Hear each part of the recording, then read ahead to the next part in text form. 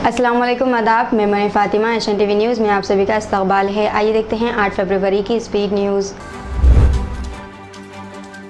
वज़ीर-ए-आज़म नरेंद्र मोदी ने कांग्रेस पर एक मरतबा फिर चौतरफा हमला करते हुए कहा है कि जमहूरियत पर हमला करने वाली और अपने मफाद में मुल्क में दहशतगर्दी और अलहदगी पसंद को हवा देने वाली कांग्रेस की सोच पुरानी हो चुकी है। और हैरानी की बात तो यह है कि सिर्फ 10 बरसों में मुल्क को 5वीं बड़ी मईशत बनाने की मोदी की गारंटी पर वो सवाल उठा रही है।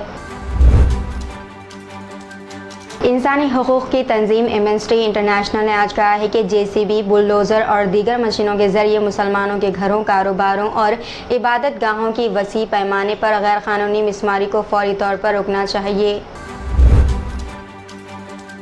मौजूदा वज़ीर दाखिला देवेंद्र फडणवीस और साबिक़ वज़ीर दाखिला अनिल देशमुख के हामियों के दरमियान झड़प की सूरत हाल पैदा हो गई। दरअसल एक तकरीब के दौरान अनिल देशमुख की तकरीर के सबब BJP कारकुनान मुश्तअल हो गए, जिसकी वजह से प्रोग्राम में हंगामा खड़ा हो गया। कांग्रेस ने आज वज़ीर-ए-आज़म नरेंद्र मोदी की ज़ेर-ए-क़यादत हुकूमत के 10 साल इक़्तिदार में कारकर्दगी की वाइट पेपर के बमुक़ाबिल ब्लैक जारी किया है और मोदी हुकूमत के महंगाई और मुलाज़िमत पैदा करने के दावों पर तनक़ीद की।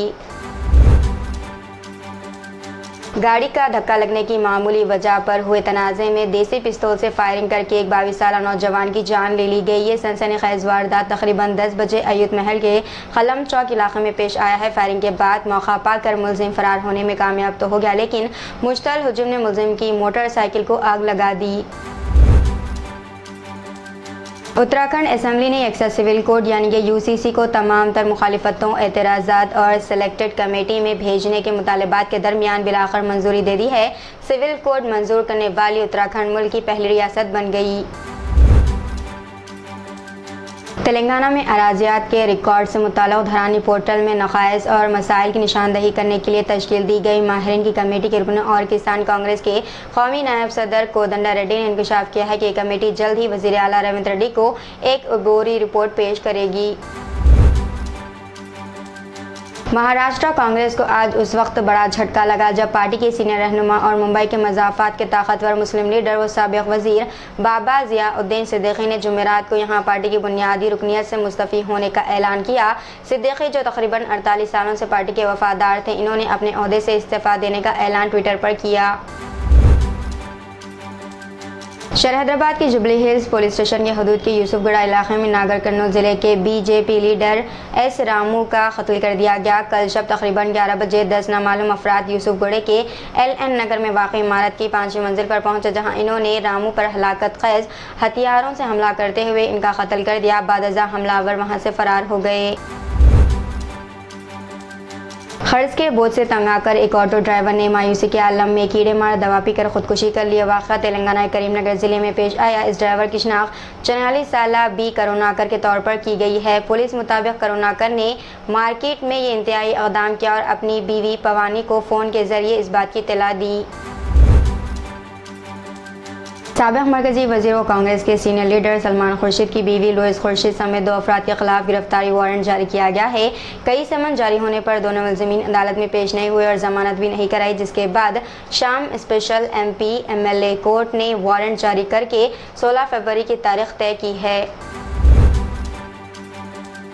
तेलंगाना मुखन्ना के बजट सेशन के पहले दिन कांग्रेस के अपने कानून साज कौंसल बालमूरी वेंकट RTC बस के जरिए कौंसल पहुंचे। इन्होंने कांग्रेस के वादे के मुताबिक रियासत में खवातीन को बस में मुफ्त सफ़र की सहूलत की स्कीम के बारे में खवातीन से तफसीलात मालूम किए। आवारा कुत्तों के हमले में ज़ईफ़ खातून की मौत हो गई। वाक़या तेलंगाना के ज़िले कामारेड्डी में पेश आया। ये खातून, जिसकी शनाख्त लच्चापेट से तारुकने वाली 60 साला रामावा के तौर पर की गई है, अपने घर के बाहर बैठी हुई थी कि कुत्तों ने इन पर हमला अचानक कर दिया। इस हमले के नतीजे में खातून शदीद तौर पर ज़ख्मी हो गई। इनकी चीखो पुकार सुनकर मुकामी अफराद जमा हो गए, जिन्होंने कुत्तों को वहाँ से भगा दिया।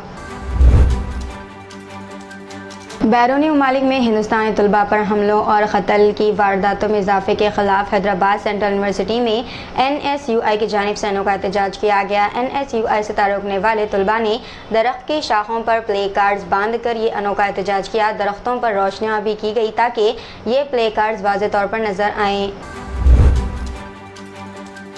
कांग्रेस हुकूमत पर सख्त हमला करते हुए बीआरएस एमएलसी के कविता ने कांग्रेस कायदीन पर गलत मालूमात फैलाने का इल्ज़ाम लगाया और टीएसपीएससी के चेयरमैन और साबिक़ डीजीपी एम महेंदर रेड्डी को फौरी तौर पर हटाने का मुतालबा किया।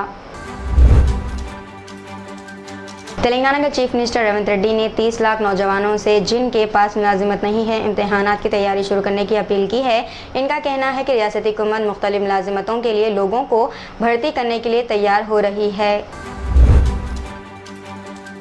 गवर्नर तेलंगाना डॉक्टर तमिलिसाई सौंदरराजन ने रियासती असम्बली और कौंसिल के मुश्तरका बजट इजलास से खिताब करते हुए कहा कि रियासती हुकूमत जल्द ही इंटरनेट को बुनियादी हक़ के तौर पर मुतारफ़ कराएगी।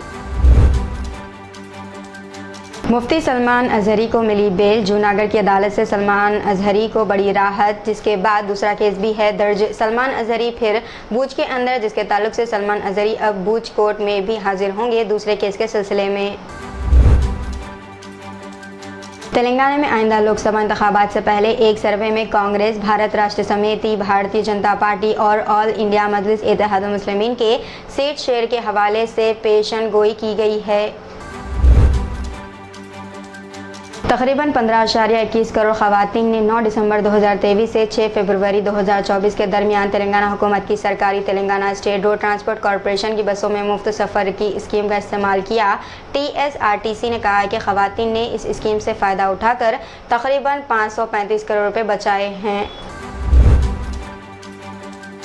शहर के मज़ाफ़ात में वाक़ मल्ला रेड्डी यूनिवर्सिटी के तलबा ने ख़वातीन के हॉस्टल में मेस में तलबा को दिए जाने वाले खाने में कीड़े पाए जाने के बाद हॉस्टल इंतज़ामिया के ख़िलाफ़ एहतजाज किया।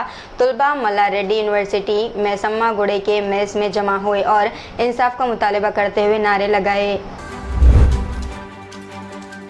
तेलुगु देशम पार्टी के सदर एन चंद्रबाबू नायडू ने रात देर गए कौमी दारुल-हुकूमत में मरकजी वज़ीर दाखिला अमित शाह और बीजेपी सदर जेपी नड्डा से मुलाकात की ताकि आंध्र प्रदेश असम्बली और लोकसभा के आइंदा बेक वक्त इंतखाबात के लिए साफ़ फ़िरक़ी इंतखाबी इत्तेहाद पर तबादला ख्याल किया जा सके।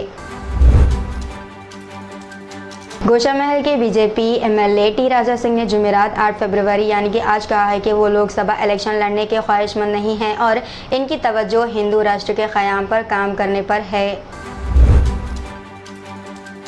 हैदराबाद ज़िले के इंचार्ज वज़ीर पूनम प्रभाकर ने कहा है कि अजीमतर हैदराबाद के बाशिंदे इस बात का यकीन कर सकते हैं कि आने वाले मौसम गर्मा के महीनों में इन्हें पीने का पानी दस्तयाब होगा। हुकूमत ने इस बात को यकीनी बनाया है और लोगों को जानना चाहिए कि पानी ख़त्म होने के बारे में फ़िक्र करने की ज़रूरत नहीं है।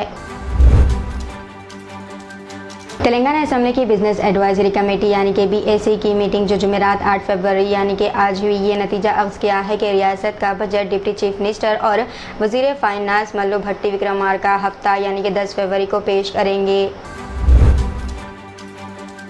तो ये थी नाज़रीन आज की स्पीड न्यूज़। दीजिए इजाज़त मरीम फातिमा को, मिलते हैं अगली स्पीड न्यूज़ में। तब तक के लिए हमारे चैनल एशियन टीवी न्यूज़ को लाइक, शेयर और सब्सक्राइब करना ना भूलिएगा। अल्लाह हाफ़िज़।